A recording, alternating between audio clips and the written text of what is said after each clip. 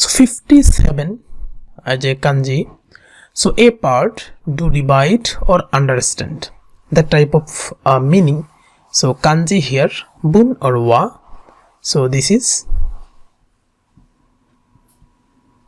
so like that again, these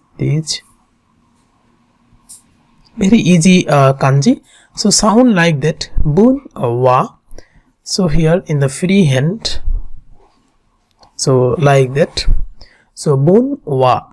So the word meaning here, the han bun, that means half, only half. So we already know the han.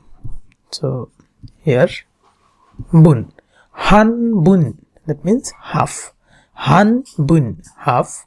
So here bu bun, a part, that means a part of life or part of anything else, bu bun. So here bu, this is the new kanji.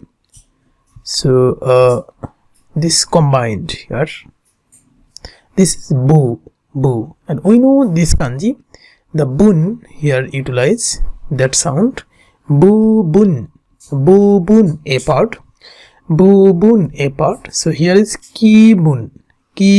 So here is feeling or feelings, like that, ki bun. So here this is the ki bun, that means feelings, ki bun, feelings,